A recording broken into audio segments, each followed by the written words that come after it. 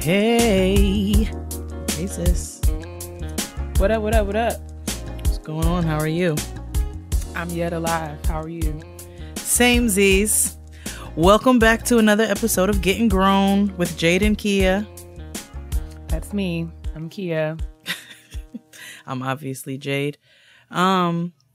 Thanks you guys for listening and tuning in for another week of this show where we talk about all things adulting, the good, the bad, and the ugly.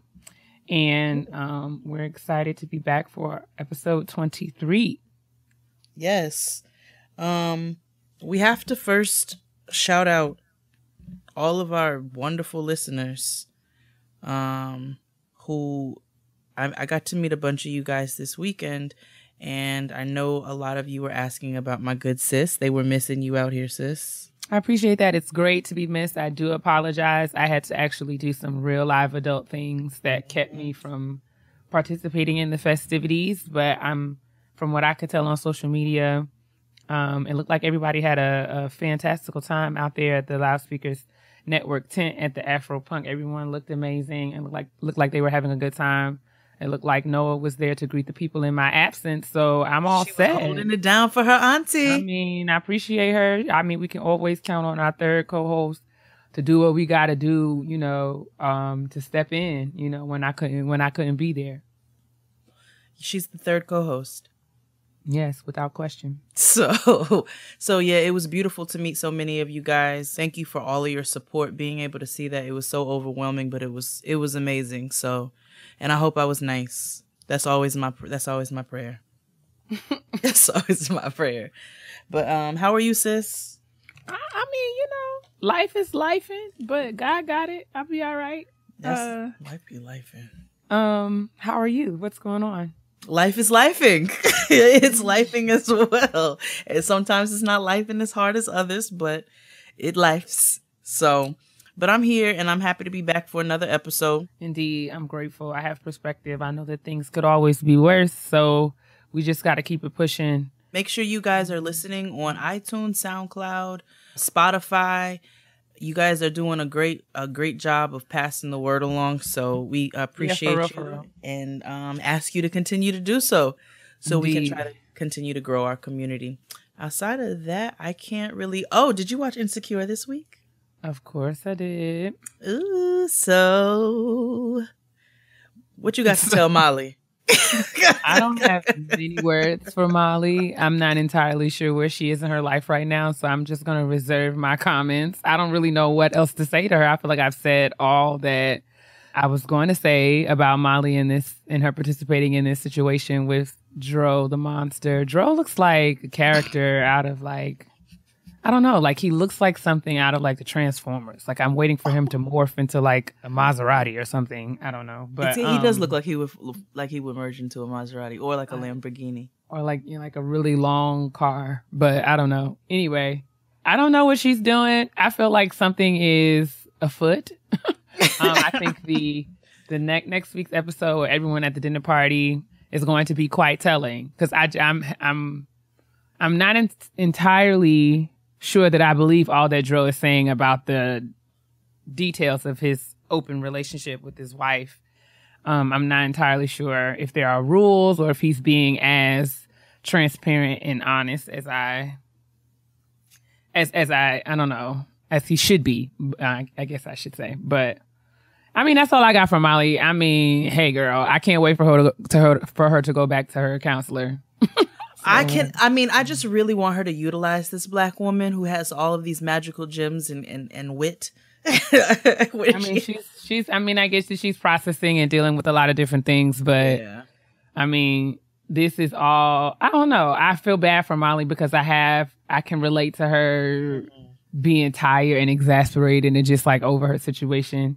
I have been in that place. And I know that sometimes that kind of exasperation and desperation, we don't want to call it that, but that's sometimes what it is. But it will have you doing things that you swore up and down that you would never ever do. So I'm not at all coming at Molly and from a soapbox of judgment saying, wagging my finger at her. I definitely feel like she is. I mean, I don't know. I just bless her heart. I actually relate to Molly because, like, I wasn't as hard on her as I thought I would be with this situation, because I told you all, briefly before, but I remember finding out, things. I never thought my parents had a perfect marriage because I saw their marriage, but when I, found out certain things about, my father, I was thrown off. You know what I'm saying? Because you view them in this light, and it can really, I think it really like fucked her whole world up. So I mean, I get it, but I felt like Molly was going to do this anyway, regardless. Oh, absolutely. I mean, I get it. I get it. I do feel like that was probably the straw that broke the camel's back, but I feel like it was probably the last straw hanging by a thread. It was just on its way out anyway. A very thin one that is frayed. A very, very frayed straw. And I felt like, the whole thing, it just kind of gave her an excuse that she needed. She was thinking about it, but this kind of gave her the green light to do it and give her something that she could blame it on. Again, I'm not mad at Molly. I'm sad for Molly. I'm sad for Molly too. Issa, on the other hand. Oh.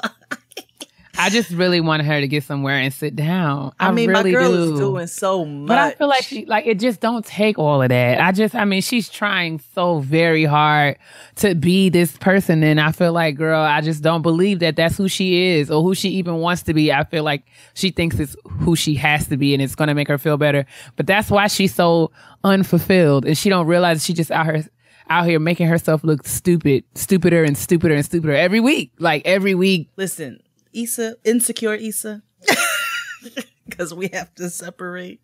Exactly. Amen. That's true. Insecure Issa, girl, you're doing so much, and this is not your life. And this should be a greater lesson to us about making sure that when we say we are living our best lives does not mean that we live somebody else's. A hoe phase is not for everybody, and a hotation damn sure ain't for everybody. And insecure Issa is showing that.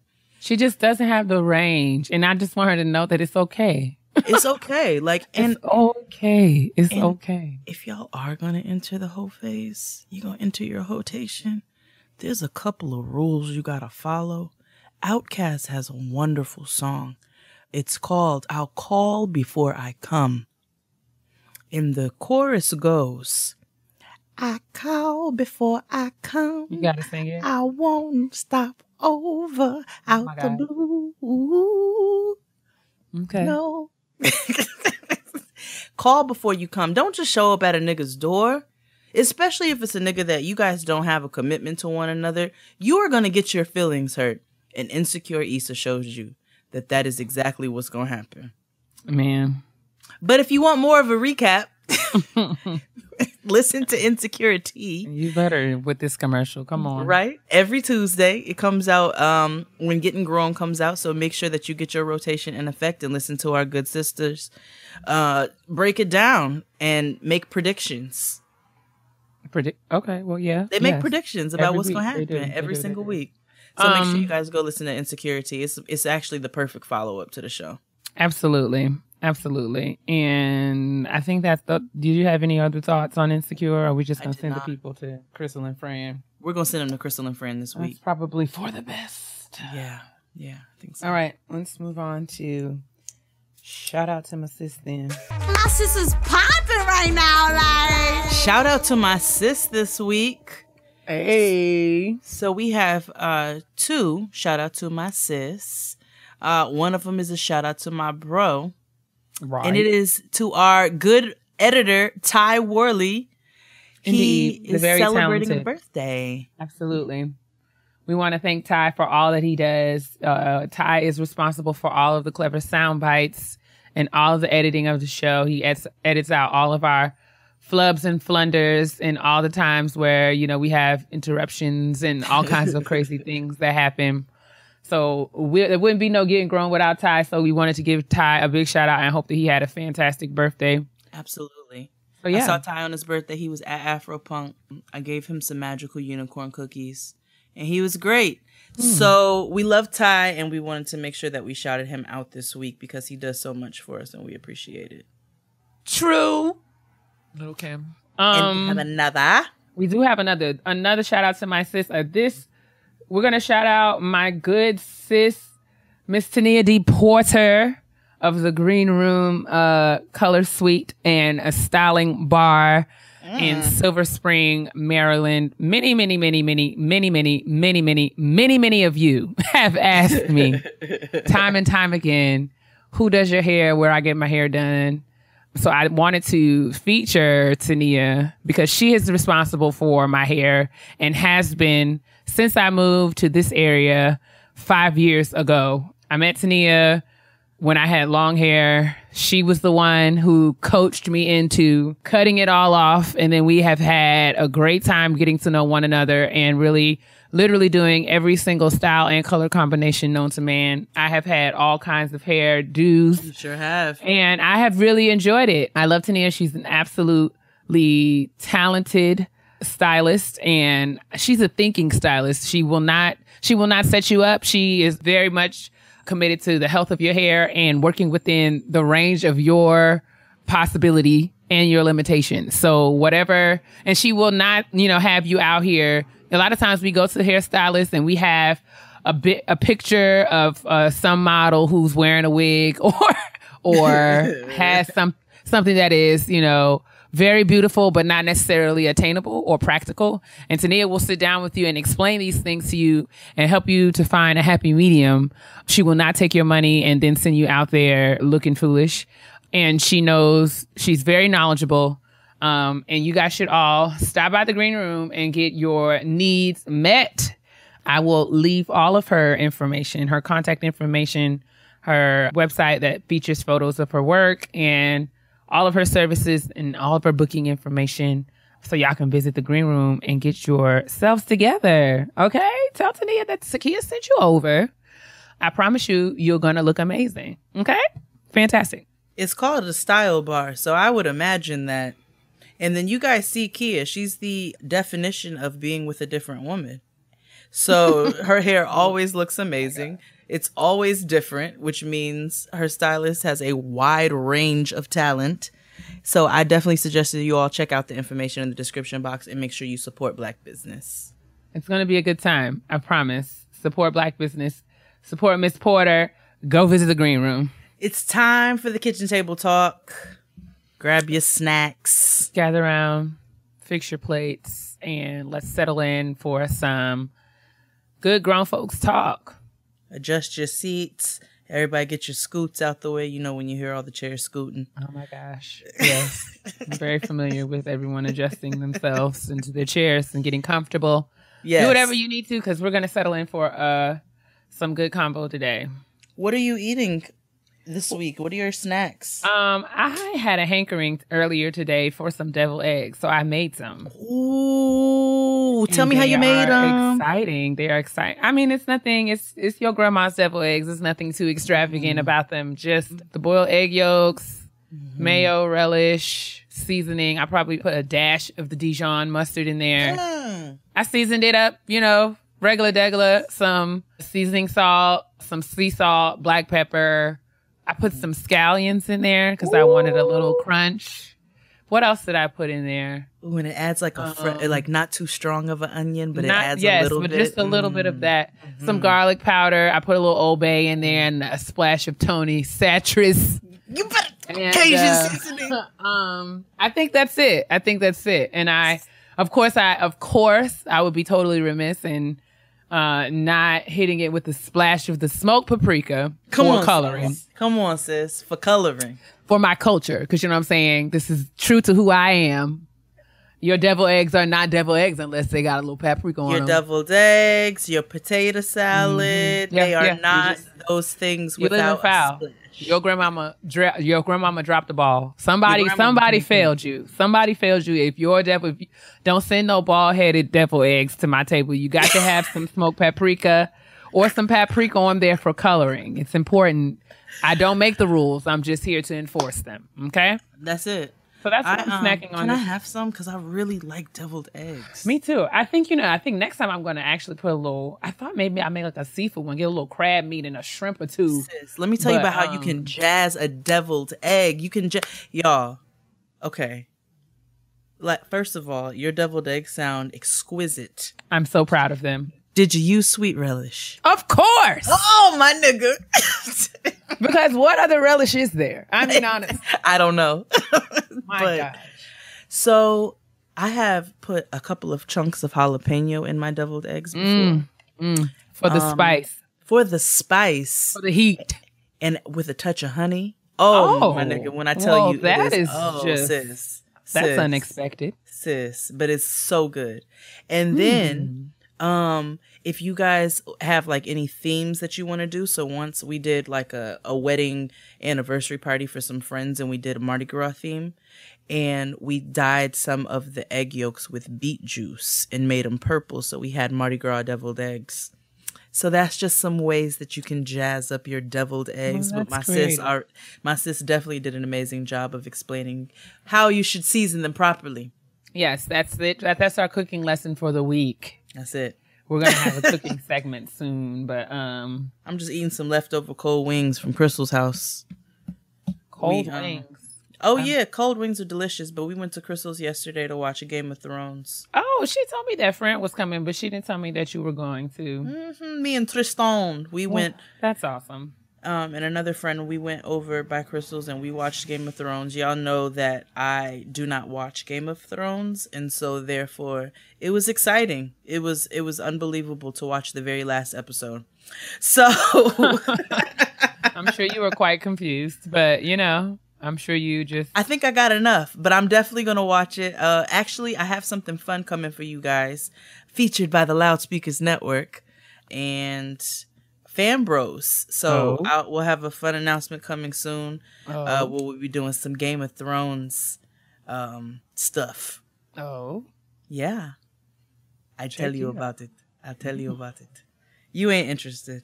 Unless you want to watch Game of Thrones with me. I've been watching Game of Thrones. I watched it with Keisha and Joseph last night. Yes, I do. Oh, well, that's perfect. Well, then we're going to talk. Mm-hmm. Moving right along to the kitchen table talk as I eat on Kia's eggs. That sounded terrible. Yes, I did. Please. I think a pause is in order. Thank you very much. Pause. Okay. A pause is definitely in order for that. My. This week, we want to talk about humility. Okay, and not Kendrick Lamar, not in the way Kendrick Lamar speaks about humility. But I do want to start off by asking you, first of all, sis. Yes? What do you think humility is? I had to consult the Google machine. Always. Google says that humility is a modest or low view of one's own importance. I like modest better than low. Just kind of like how I conceptualize it. Because I think, low has a negative connotation. But I think when I think of what humility means, I think that it is an appreciation of self, but it does not situate self in a way that does not acknowledge others. So I think... being aware of yourself and confident and assured in yourself, but not necessarily feeling like the sun rises and sets out of the crack of your behind. It's somewhere, and I know that is a continuum, but I think humility is kind of like finding that balance, at least for me, and realizing that it's not all about me. That's not to say that I am not important or a priority, but that it's just not all about me. That's what humility means to me. So other things come to mind, like words like service, selflessness, and giving. Those things come to mind, not to the extent where you're being taken advantage of, but those are the things. Those are the words that come to mind when I think of humility. What about you, sis? I don't think I could have actually said it better myself. I don't think I need to expound on that any further. I completely agree with you. I completely agree with what your definition of humility is. It's being able to take yourself out of the equation and be modest in your actions regarding yourself and how you portray yourself to the world. And then there's also a mentality. There's so many things that humility. But anywho, you had the perfect definition, but it does lead. You did actually, and our good sis Googly tend to help to. Googly guided me away. She guided me along the way. Does. She's our good homegirl. But that leads me to another question. All right, what's the line between bragging, okay, and not being humble, but celebrating yourself? Because you spoke about how you want to find that balance between not diminishing your accomplishments. Right. And even when you read the definition, where it said low or modest. Yeah. We both prefer to hear modest because it's got more of a positive connotation to it. And low just means that it almost feels like you look down on yourself. Right. So my question for you is, what do you think that line is between bragging and not being humble and celebrating yourself? I think this is an interesting question, and it's a dance that we have to learn. That is not an easy dance to learn, especially for Black women. Because I think one of the things I think that I have learned as I continue to mature, and I guess I should preface this by saying I don't want anyone to think that I'm on a soapbox or this is me speaking as an authority or anybody who has any level. Like, you should take everything I say with a grain of salt, because I am absolutely trying and learning and figuring this thing called life out as I go. And I mess up every 14th seconds. Like, so don't be out here thinking that, I'm out here looking down my sanctimonious nose at any of you, because I'm quite very much trash in many respects. So I guess I'm saying that after I got that out of the way, I think one of the things that I've learned is that humility, I think we think of things like humility and pride and stuff as very extreme things. Like the definition says a low sense of self or a view of yourself. But I happen to think that it is a very fluid and circumstantial kind of behavior. And it can be demonstrated in many different ways depending upon what situations and contexts you find yourself in. So as I was saying when I was saying my definition, I think humility is not a black and white thing. I think it's kind of like a black and white hard yes or no kind of this is what it is. And so I think it looks different in different spaces. And it's our job to learn what is most appropriate or effective or applicable, I guess, whatever word you want to stick in there. Given the situation that we're in. I think people often assume that things about you and your character based on who you are and how they perceive you. So I'm not one of those girls that walks down the street grinning, right? Right. So oftentimes men specifically tell me like to smile or like, and I've been told that I don't necessarily look all that approachable. And it was something that I used to be ashamed of or like try to fight or argue with. But now I've come to fully accept that I just have RBF and I that's just how I feel most comfortable. I'm not one of those people that just walks around grinning. Doesn't necessarily mean that I'm feeling away, but a lot of times I'm just like not. Just because I'm not smiling doesn't mean that I'm feeling some kind of way. Right. I said that to say people often assume, things about you based on who you are without giving you space or opportunity to kind of say or show them what you're feeling. So for me, I can find the balance between bragging and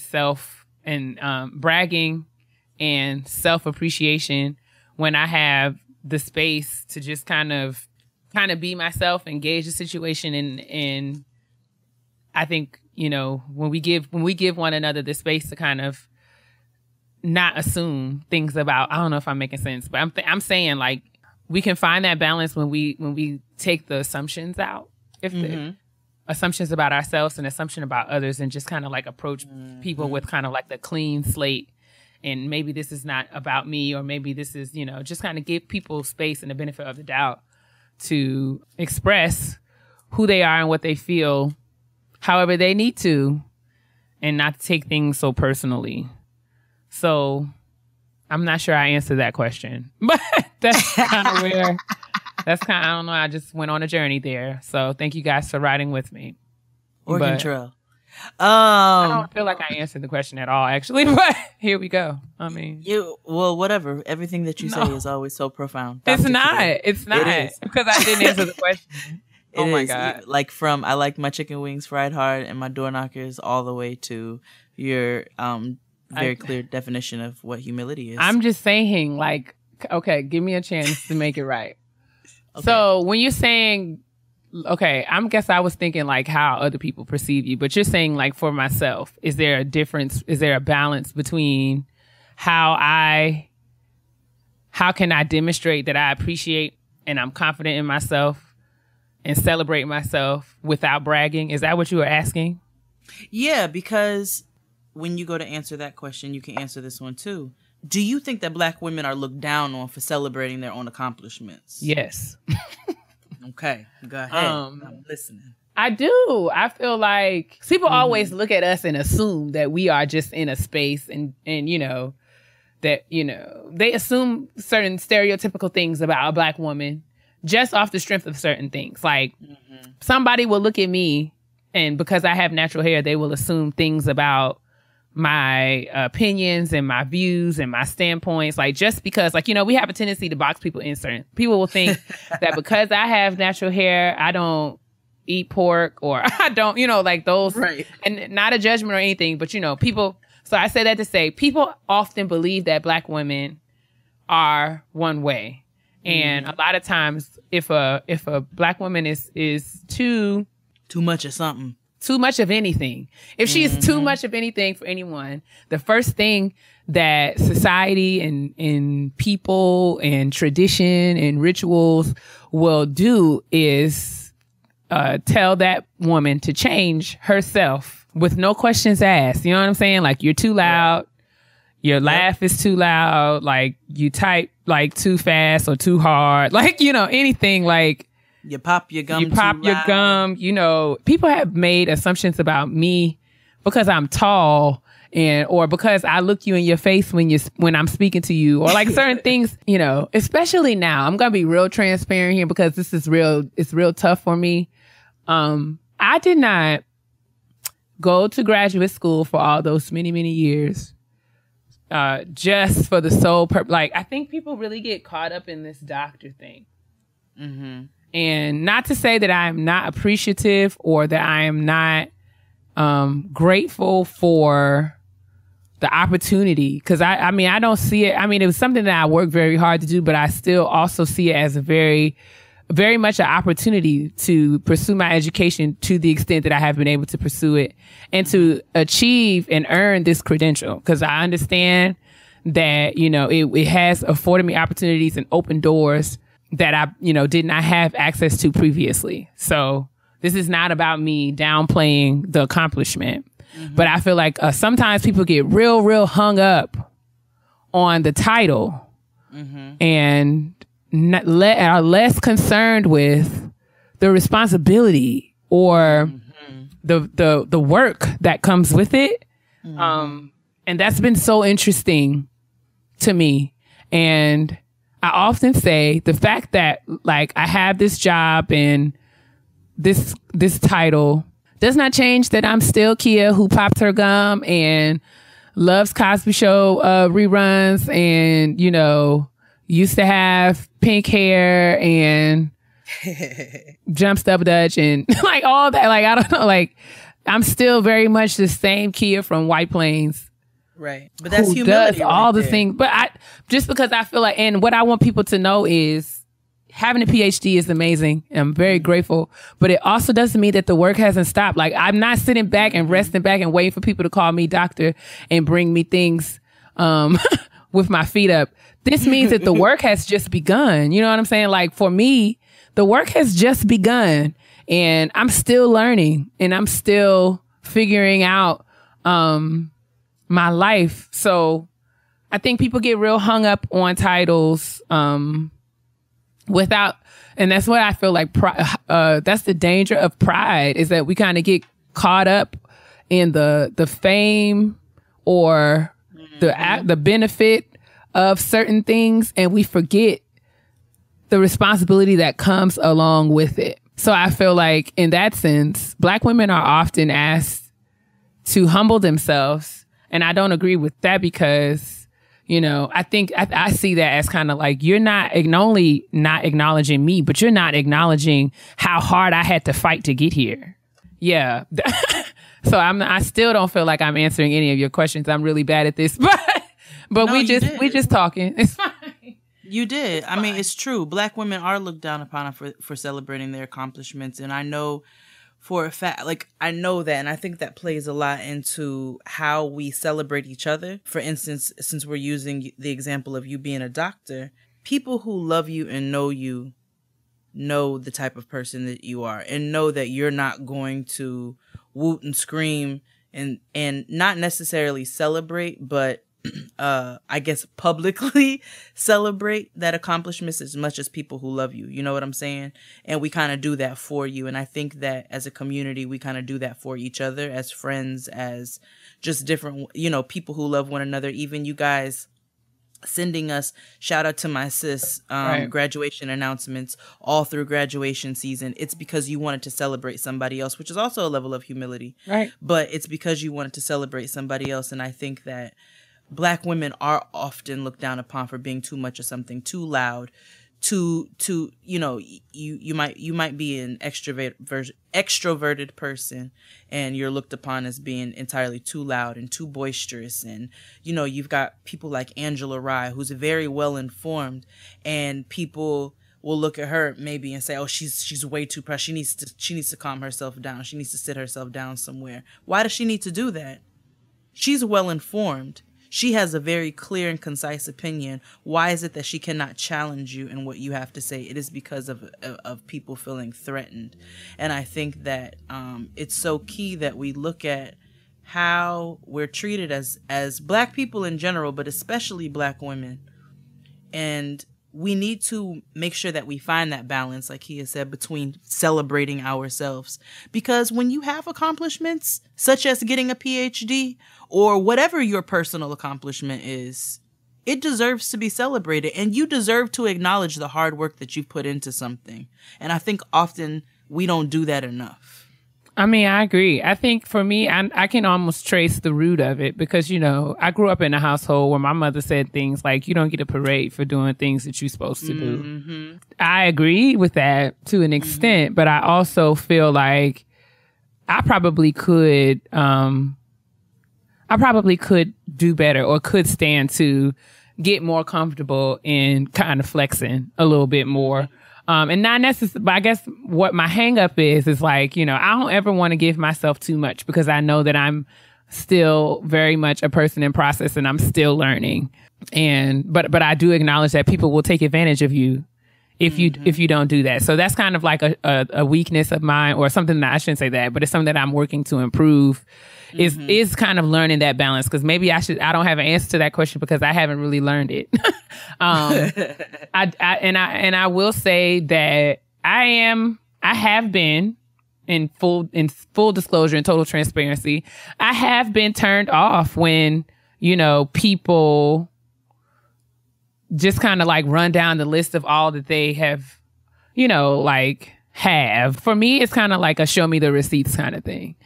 I think one of the things that I appreciate the most about Beyonce is that I feel like all the shit that she's ever talked is completely substantiated by a dossier of all that she's been able to accomplish. Absolutely. You know what I'm saying? Like, whereas we can turn the, you know, flip the coin and look at somebody like Kanye, who in the beginning, we could get behind Kanye. Absolutely. You know, and his creative genius, because he was out here working and grinding and doing all these things. But I think he got intoxicated by all of that. Yes. And I think that's one of the most dangerous things about pride. And he lost his damn mind. You know what I'm saying? Like, it can kind of take you out of, you know, you get so consumed and so caught up in wanting to be this thing that you've puffed yourself up to be, that you lose sight of like what's going on in a rational, practical, realistic world. Like all the things that I've had to face in life, you know, losing my brother, losing jobs, losing opportunities, being disappointed in relationships, all that. And especially like, you know, especially the more tragic things that have happened recently. I know that life can change in a minute, like in a moment, in a second, your life can absolutely change. And I just don't put stock in the things that I used to put stock in. Like even what we was talking about last week, like the things that I thought that I was looking for in a relationship, those kind of superficial things, like real life taught me that, you know, there weren't, when things hit the fan, those were not the things that were going to sustain me. So pride really kind of clouds your judgment in a way. And I think I've learned that. I've had like a really, a taste of that, like a real, like a hard lesson. I've had to learn a hard lesson of that in my life recently about how things can change so quickly. And that keeps me from being too like, it's all about me because I'm out here. And I am the reason why I am where I am today, because I know that that's just not true. Right. Right. Yeah. So you mentioned some things about, you know, looking at a person who is too prideful. And I think Kanye is a perfect example, because Kanye was arrogant in the beginning, but Kanye explained his arrogance, and he explained it in a way that was endearing to us by letting us know, listen, the reason I'm arrogant and I'm saying that I know that I'm good is because of where I'm at right now. And when I first started, nobody wanted to hear me. Everybody clowned me, you know, so forth and so on. We saw his grind. Like he had receipts. Right. He had receipts. Right. So we had to respect it. We were proud of him, exactly. And we respected it, and it was an endearing quality. Right. And then along the way, he lost his damn mind. and the quality of, and for me, the quality of the products diminished considerably. Right. Which really, really lessened my capacity. Really lessened my ability to take to be able to tolerate all of the other nonsense. Like we could tolerate Kanye's nonsense because he was still, you know, cranking out great music. But when he started going crazy and then the music went south at the same time, and then the t-shirts was $3,000, we was like, oh sis. Wait, like hold on, wait a second. Yeezus? You know, that's when he lost me. Now you like, know. God featuring God? Like I was like, what? That's when I am a God featuring God. You know that's when he lost me. He died. I mean, that's just he's gone. Like he's just gone. He's no longer. Kanye went from being in my iTunes to being in my prayers. I just want to call out his name and pray that the Lord will, at some point, bring him back to some place of clarity so that his talents can be used again. Because what is this? You know, that was the exact point. He just left. He left my life and went into my prayer life. That's what happened. So I love he was from being in my iTunes to being in my prayer. At that moment, when he started calling himself Jesus, I said, "Now wait a minute." Nah, he went from being in my iTunes to being. And I still believe that Donda is up in heaven, and shaking her head. I believe that she visits Kanye nightly. Dude, I don't know, because I feel like if she did, he might not be doing the stuff that he does. I don't know. I think he's still fighting it. But I do, and I feel like Donda comes, I feel like West, what's the baby's name? North and Saint. Five goes. Yeah. Yeah, Five goes West. North and Saint. I feel like they have, North carries Donda in her spirit, because the way that she side-eyes her mother sometimes. I don't know. I feel like North is kind of gives me like dragged down to the sunken place by that band of relatives that she has around her. Help us, Jesus. And I feel like the Kardashians do a wonderful cultish job of making sure that their own stay loyal. I was praying for Kanye's children long before they even got here. I was praying. Before they ever were even thought of, I was praying for those children, because Kanye himself is lost, and I don't think that my prayers can find him. So I think he's a great example of somebody who's gone batshit ass crazy and who has lost all sense of what humility is. But then let's look at somebody like Jay-Z. Because we talk about a fine line. I love Sean Corey Carter. Celebrating our accomplishments and just straight up not being a humble person, or not displaying any humility. A lot of people have problems with Jay-Z. They have problems with him as his rap has changed. And he speaks about the things that he has and how these are things that we do not have, nor do we envision ourselves having them anytime soon. Listen. But how I kind of view it, like, I get it, the whole relatable factor. Jay-Z is speaking about things that I don't even dream about, honestly. I don't dream about these paintings. They don't live anywhere in my vision. I don't have the amounts of money that Jay-Z has. I don't have 1/83rd of the money that Jay-Z has. 1/83rd. But I also feel like when you get to a certain point in your life and you've worked hard to get there, why can't you celebrate those things? And where do you think that line is? I don't know. Like you said, I mean, I feel like Jay-Z... I'm sorry, I cut you off. Finish. You're fine. I feel like Jay-Z's progression to me feels like a testimony versus like... Okay, remember we was talking about like Bow Wow? Oh. And how, you know... It's a false sense of... He's got a complete false sense of not only who he is, but like what's going on in the world. But for whatever reason, Bow Wow truly believes that he has some level of social standing that, you know, well, okay. So I feel like I respect Jay-Z's, like even when I was saying about Beyonce, like, because Jay-Z has receipts and even the spirit in which he talks about certain things, it doesn't give me like, it doesn't make me feel like, oh man, my life is horrible or I'm not worth these things.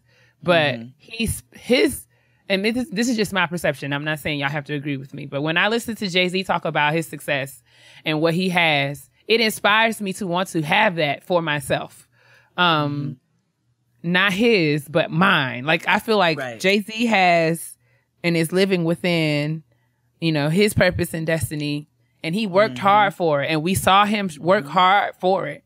And his journey is different than mine and everybody else's. But he's been transparent about the journey throughout. So, of course, as he has grown and changed and evolved, so has his sound and his content and all of that and his grind and the things that he aspires toward. So I think that's the difference between bragging and appreciating or acknowledging what you've been able to accomplish and doing so in a manner that will hopefully inspire and empower people to let them know that they can have it too, but they've just got to work for it. Within whatever situation or circumstances they find themselves in. Yeah. I agree with you. I agree with you as far as how he's evolved, how he's changed. Even 444, you know, him speaking about his mental and emotional journey as well. That shows you right there that a person has a level of humility. And then I do think that when you get to a point like where you have accomplished so much, such as somebody like Jay, and I'm not a Jay-Z dick rider. Like I agree with those who say, listen, I can't relate to his raps anymore because I can't. Right. I can't relate to them anymore. So I think 444 was a perfect closing album to his career. But I also think that Jay-Z has every right to acknowledge his accomplishments. He's a kid from the projects who has evolved into a billionaire or a million. I don't know what their money worth is. A billionaire. So much money. Lots and lots of money. Daddy Warbucks. Extreme amounts of money. So why can't you talk about the fact that you came from the projects and now you are traveling to islands like Saint-Tropez and you've got, 3 mogul children and you've got this mega wife and you guys are 2 billionaires living your extreme best black ass lives. Like, I don't understand why when you've gotten to a level like that and you come from such a humble place like that you don't have the right at that point to be able to talk about it. And Indeed. So especially I like 444. What I like most about it is that he talks about his mistakes just as loudly as he talks about his victories. That's it. Yes. Like, and I think that's critical. Like that's what, like, don't tell half the story. So like people who get on Twitter and talk about how perfect their life is, I'm thinking, I don't want to say her name because Lord help me, Jesus, I'm trying to be better in my life. So there's one particular Christian minister, social media influencer that I have in my mind right now, who has been very vocal about her life and her journey and her walk of faith and all of that. And I was telling on a level of Jade to Keia, is this going to be easy for me to guess? No, because I don't think you follow this person at all. Okay. But I'm gonna tell you, she's been pretty vocal about, you know, how her story about how she, you know, got saved and all that she's been able to accomplish, her and her husband, and you know, Tina. No, Tina who? Oh, it's not Forehead. Tina. Which Tina you talking about? Mary. Oh no, girl, ain't nobody think about Tina. Oh. No. But Tina's think about everything because you can see it in that book. Oh, you're so stupid. No, this girl's been really, and she now she's a preacher, and I feel like she's always posting these very instructive or prescriptive. I would say prescriptive posts. Like her posts are always like, "This is what you should do. Stop doing this, that, or third." Like she's coming from a perspective of, I'm going to tell you what you're doing is wrong and I want you to be better, so do things this way. Which I feel like there is space for that, but I also feel like what annoys me about her, I was telling my best friend about this. Hi, Leslie. I was telling my best friend about this just this weekend because I think one of the things that annoys me about her is I feel like your struggle and your transparency about what did not work and what is still hard for you, that is the kind of stuff that gives your testimony credibility. So like, and then the same thing goes for people in the academic space. Like people love to get on Twitter and say, I got these many publications and I got these many fellowships and these many awards and I'm out here and y'all can't see me. But I also want to hear you say, dang, I got that reject and resubmit. I got, you know, I applied for this fellowship and didn't get it. I feel like those kinds of, like, that's kind of the difference between bragging and just kind of like celebrating yourself. If you can talk about what you did wrong just as quickly as you can talk about what is going perfectly in your life, that's when I'm like, yeah, let's celebrate her. She out here grinding. Don't be out here like, my life is flawless and you peons will never. Like, that's the difference for me. And I think Jay-Z does that really well. I think Beyonce does that really well. And those are just two examples. But, you know, I think, you know, that's a place where we all can kind of learn to grow and kind of figure out better. Yeah. And that makes me like, you know, like you said before, I don't ever want to get, especially on, you know, on a platform like Getting Grown. I don't want to get on here and stand on my soapbox and make it sound like I got everything all figured out. The whole concept behind the show is that we are getting grown. Absolutely, that we're just not quite there yet, but we're trying to find the tools. And as we find the tools and we find the steps that work for us, we're going to share our testimonies along the way. Like he has said, in an academic space or what have you, you want to hear about people's right professional spaces. Period. As you want to hear parents, about people's fuck-ups like as much. Right, moms. All of that. Right. I know you get tired of the moms who like, my child was potty trained at 3 months. Like, I really do. Like my child learned how to read at 2. I'm like, well, good, bitch. Like, I'm glad you had enough time to do that. You know what I'm saying? But a nigga got to go to work. Exactly. Like, exactly. You know what I'm saying? Like, I want to make sure that like when I sat here and I told, I might post some delicious, amazing pictures of my food because I'm super proud of it. Because you know why? You know why? An hour and a half ago, I cried because I dropped a whole fucking container of curry. Yeah. You know what I'm saying? That's real. You know, and I'm pissed at myself that I wasted money and I wasted time and I wasted just my life, you know, dropping an entire container of curry that I put so much love into. And so, you know, we want to make sure that we're sharing our journeys along the way, but we also want to make sure that as Black women. We are celebrating ourselves as Black people in general, and as people in general, that we're celebrating ourselves and the things that we've worked hard for, because when you put in that work, you deserve that acknowledgement, and that acknowledgement from yourself is where it starts. You know what I'm saying? Because you put the work in. And don't let nobody tell you to be humble. I think your journey or quest, or like, you know, I'm thinking specifically about like dudes or people try to tell you to like dim your light. When people be conscious and, you know, critical of whatever feedback or criticism that you're getting. And if it's not constructive, then, you know, set it to the side. And I think it's important for us as like you said, maybe we should have homework. Dustin gives homework sometimes, but I'm going to give some homework today too.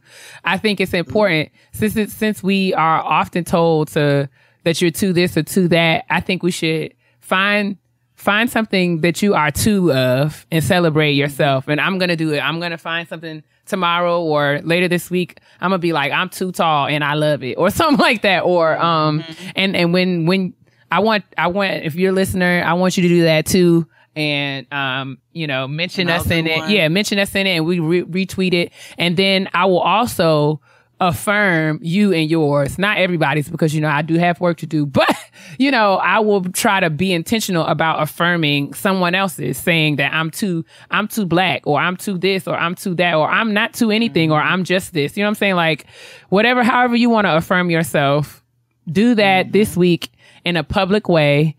And, you know, we can celebrate ourselves and celebrate one another in a way that, you know, is not all Kanye. Not all y'all, not Kanye, but more Jay-Z. Kind of like a celebrate yourselves, and your journey in a way that will inspire somebody else and inspire you to keep grinding and working.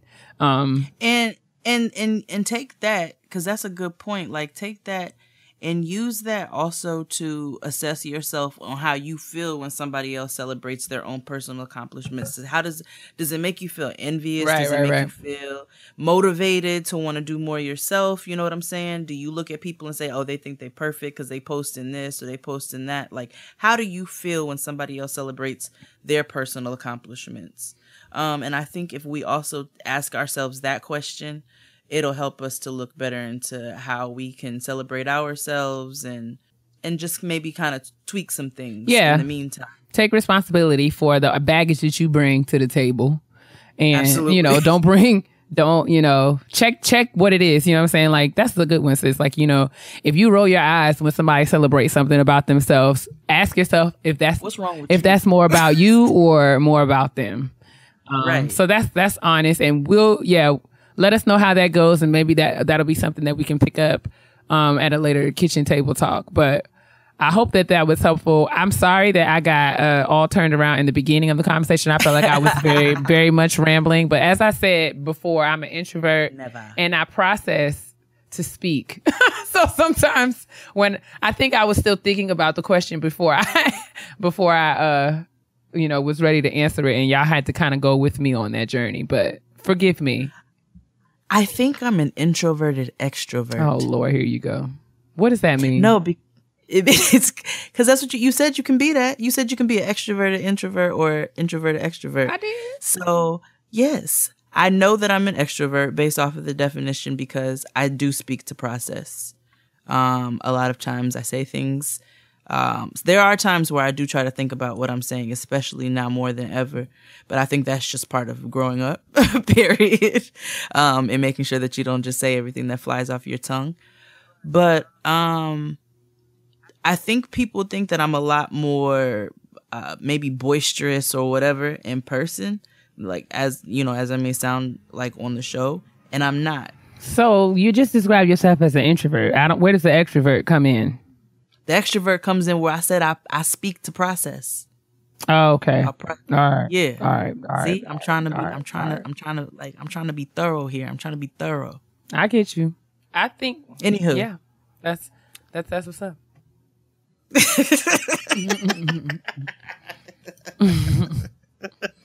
I hate when I ramble, so I'm like shaming myself for it. But it's why are you stop? I just make myself sick. Oh my gosh! Shut up. Celebrate yourself. Celebrate yourself. Celebrate. Honestly, Truly. It's time for the Honesty Box. Honesty box. Honesty box. Honesty box. Honesty box. Come Come on, horns. I got a band. Yes. That was like a Donna Lawrence. That was such like from like The Best Is Yet to Come. Amen. I love it. Anyway, this week's Honesty Box, we got a letter from a listener. And it reads thusly. That's such a churchy word, but here we go. Hi, ladies. I absolutely love the show. You two are just amazing. As are you, sis. Thanks for listening. I know. I'm a bit closer to 40 than I like to admit. Oh, girl, unfortunately, me too. I have two daughters, ages 22 and 10.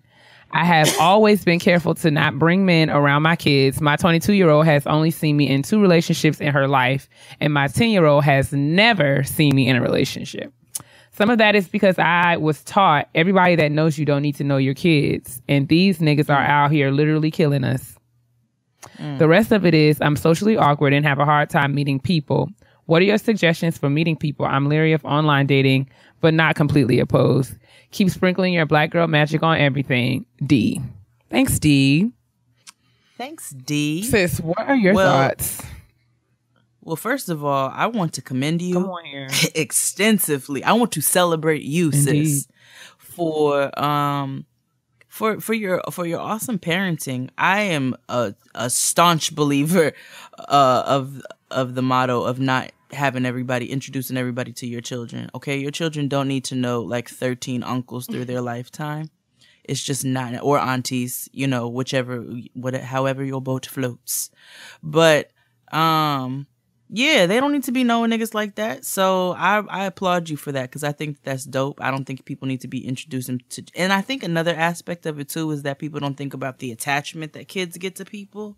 And so aside from the fact that you just don't know niggas like that, I don't think people think about the attachment that kids get to people. And it's super irresponsible to be having people in and out of your children's lives. But anyway, with that out of the way, my suggestions for meeting people. I mean, do you go out? You have 2 kids, so I imagine that you have a lot to do. One of them is 10 years old. That's all. I was at home by myself at 10 years old. But I don't know how kids do these days.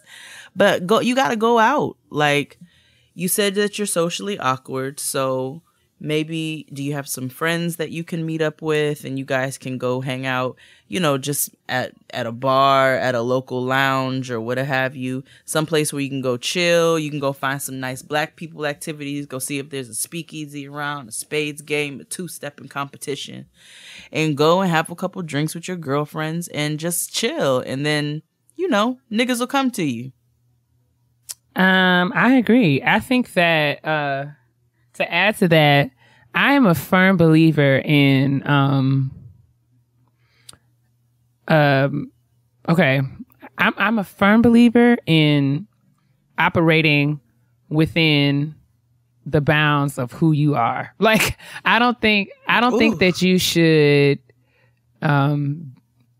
be out here changing there, like you said, making yourself being open to opportunities to do new things that you're interested in. I think that's awesome.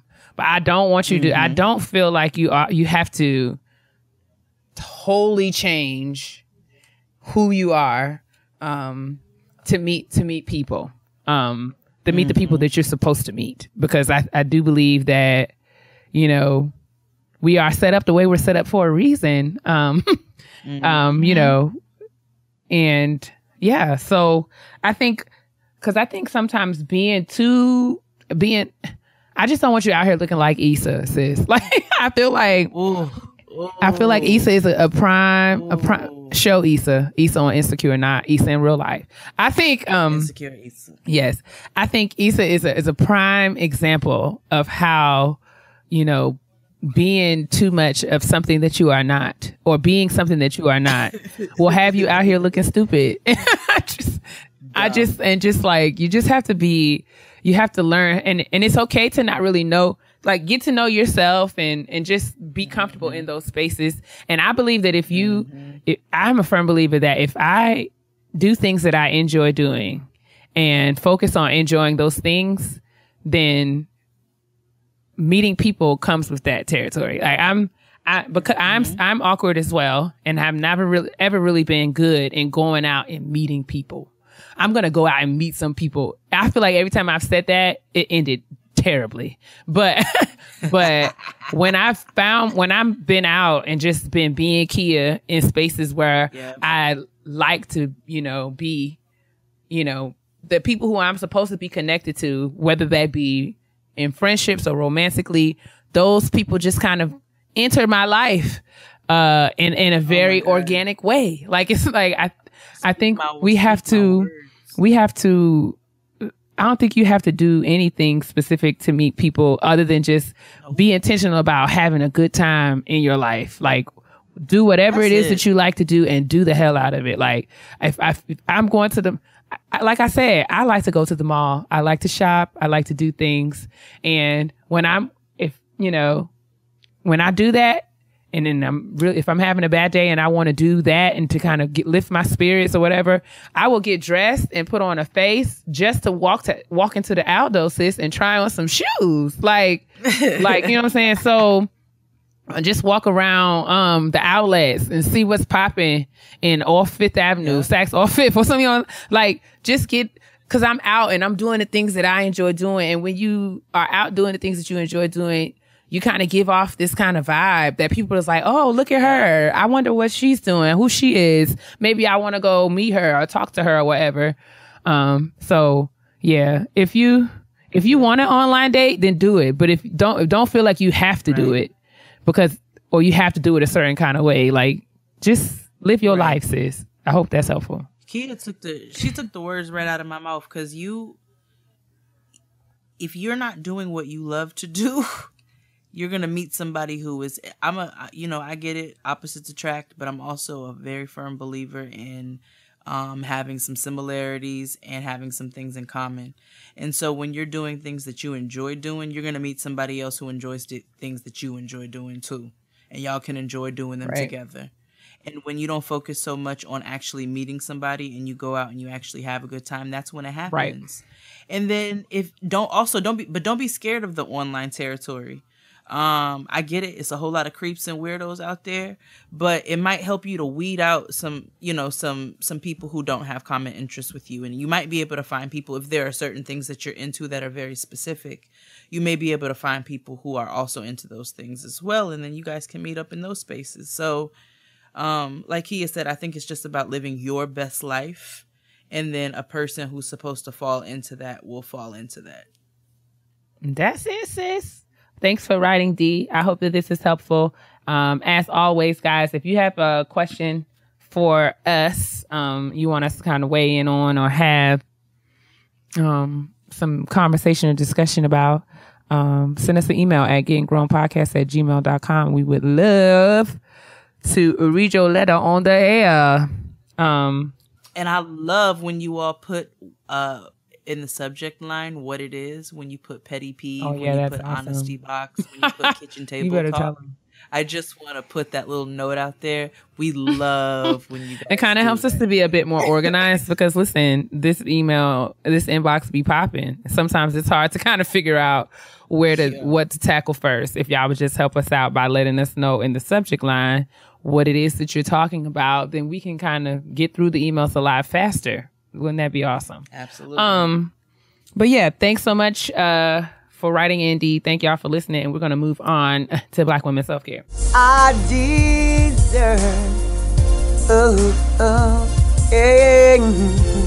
I deserve. You always want to sing for Mama D. I do, but I mean, you got some other Black women self-care songs? No, I'm not judging you. I'm just observing. You know what? Now I'm going to go make a Black woman self-care playlist, and a nigga's going to sing a different song every single week. Do it till you satisfied, girl. Do it till you satisfied. I don't care. Whatever it is. So, my Black woman self-care this week, I let my titties hang out. So, my girls are not as perky as they once were. You know what I'm saying? They don't stand tall and at attention the way that they once did. They just don't listen, actually. And it's because I fed a whole child. You know what I'm saying? And I'm sure, as my mother and my aunties used to say, you stop letting them little niggas pull on them. So I'm sure there was enough, like a few activities that went hand in hand with why they no longer stand at attention. Whatever the case is, I went and I bought a top this weekend to go to Afropunk. And I didn't intend to go buy a top. I actually had something I was going to wear, and then I saw it, and I said, oh, this might be kind of cute. You know, like, fuck it, I'm just going to let the midriff hang. Like, I'm just going to let it all hang out or whatever. But I thought this top was covered across the chest. And it wasn't until I got dressed that I realized that it was fully open. You can see it in many pictures from Afropunk. And I just said, you know what, fuck it, I'm going to wear it. And I did. And it was fine. I didn't care. And so, you know, half the time when you be thinking somebody's looking at you and saying, oh, she breastfed 8 babies. Like, most of the time, niggas just don't even care. They're not even paying you any attention.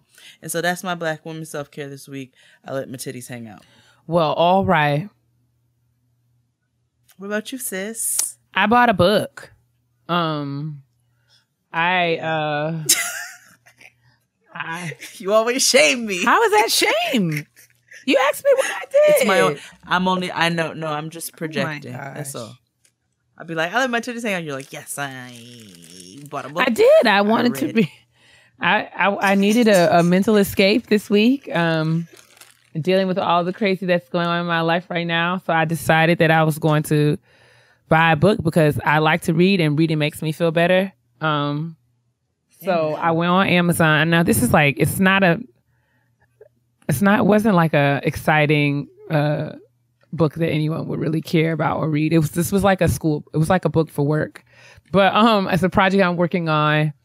And I am writing up this segment of this grant proposal, and I have to learn to write all about like leadership development theory and stuff. So it was this book that my boss had, and I was like, I'm going to buy that book and I'm going to read it by myself. Like, I'm going to buy that book. I'm going to read it. So that's the book that I bought, and I went on Amazon and I purchased it, and I have it, and it just makes me happy because I needed the book, because I needed, that's how I'm going to take care of myself. I'm going to read this book, and I'm not going to stress and worry about what's going on in my life. I'm going to read this book and be all right. That's what's up. That's how I feel when I read like food magazines. Really good ones though. Like ones that have like really good recipes, and then they motivate me to want to like remix them and do something else. Like, so I get it. You nerd out for your shit. That book is going to make me like, it's going to inspire me to like write and do all the crap that I've got to do. So I was like, I'm going to buy this book. If anybody's interested in what the book is, I'm happy to share that. Just let me know. I won't volunteer that information because I'm almost certain that 97% of you could not care less. But lies. Yes. 97% didn't care that I let my titties hang out. I guarantee you that they want to hear about the book that you purchased, and it might help many people who are in similar fields to yourself, sis. Well, I'm happy to share. You guys just let me know, and I will share that information on. Put the link in the description box. All right, then. That's dope. Well, speaking of books, my sis had a really good idea that she posted on Twitter to start a book club for Gettin' Grown. We have so many of you guys who love to read. We're both avid readers, different things, but we both love to read nonetheless. And so why not bring all of that together to keep that that sense of community going? So we're going to have a Gettin' Grown book club. Yay. So details for that will be coming soon, but we wanted you guys to stay tuned as we iron out some details, but just know that is coming. Yes, and shout out to everyone who's offered and given me suggestions of what our first book for the book club should be. All 1,000. Yes, we appreciate you, and I have liked all of those tweets, and at some point in my life, I'm going to go through them and write them all down so that we can determine which book we would like will be the first book. If you have a suggestion, feel free to let us know. We would be interested. I want it to be a good book that we can all chat about. Right. And I tried to advocate for our first book to be The Coldest Winter Ever, but Keia shut my suggestion down. When did you? I totally did not. I think you made that up. I'm okay, lying. I did. Don't do that. I hate when you do that. You're a troll. Yeah, so if you want to read Coldest Winter Ever as the first book in our book club by Sister Soldier, it was one of my faves when I was 15. So, yeah, Black woman self-care and Getting Grown book club coming soon. Yes. Let's move on to the petty peeves. And I want to be very responsible of the things I say to my sister, because everybody know I can be real petty. P-E to the T-T-Y, honey. Calling all petty people of America. It's time for the petty peeves. Yes. I have a petty peeve today. Something that I have been marinating on since Wednesday. Oh, that means it's delicious. It's going to be very brief. And I'm just going to say it and I'm going to get right out of your way. I do not like when people ask me how I do something that they see me doing. I will expound. People ask me, like if I wear high heel shoes, people ask me, how do you walk in those heels? I mean, what kind, do you see me walking? You see me walking, don't you? Like you put one foot in front of the other just as you would in those patty melts that you're wearing, since no one said anything about your flats. What kind of question is that? Another one, you know how flat grilled cheese sandwich shoes, you know what I'm saying? I didn't judge you and your patty melts. So I'm trying to figure out what it is about the fact that me wearing these shoes, you know, you don't understand how I could possibly walk in them. I mean, it could be because you can't, but that doesn't have anything to do with my feet. Okay. To another one is, you know, those of you who know me know that I have, you know, I wear my nails are long. I've had long nails for years, many, many years, well over 20 years now. I've had long nails. And I was in a meeting on Wednesday and a colleague in the meeting was just like, how do you type with your nails? I'm like, I know you hear me typing. I know you see me typing. And I was just like, I type very well. Like, I type very well. How do you type?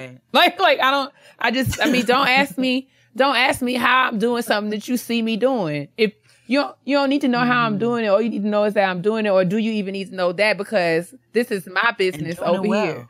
Like, I type very well, sis. I type a whole lot with these nails, just like I walk a whole lot in them high heels. I just let me live. Let me have my life. Let me have the things that I like. Let me do the things that I want to do. And if you don't understand it, then that's the question for you, for the Lord. Don't ask me. It's not my responsibility to explain to you how I do anything. Okay? Yep. And yeah, that's really all that needs to be said about that. That's just where I'm at with it. Ooh, there was one worse. So Friday,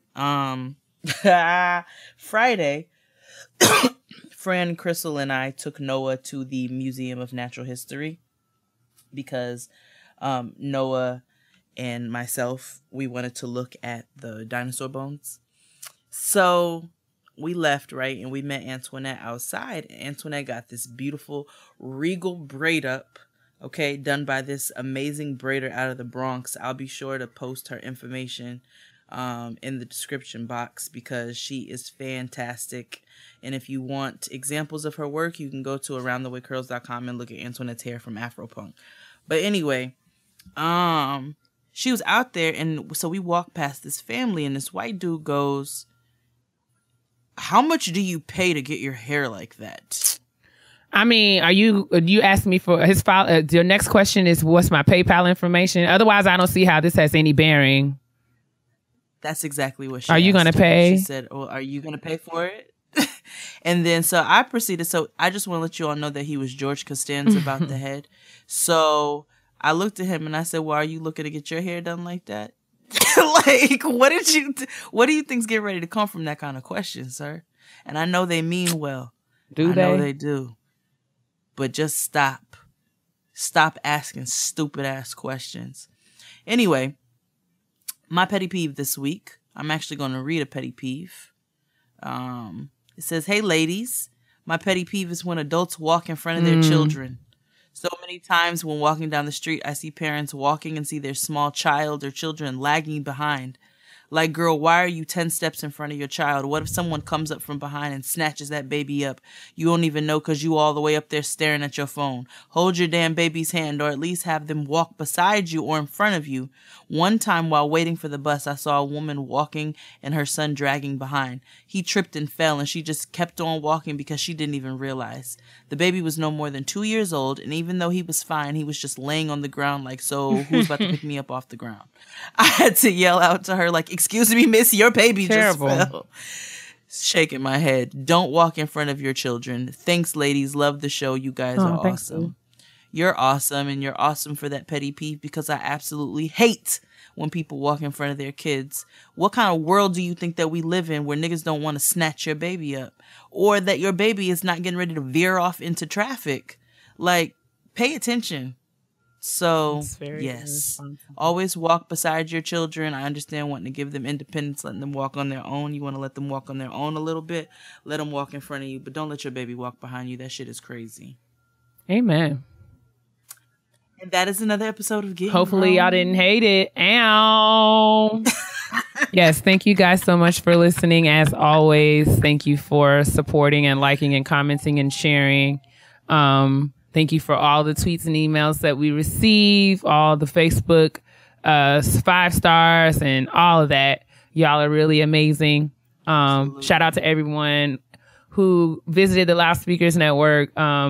10 at Afropunk and Gabe Getting Grown Love. We really appreciate you.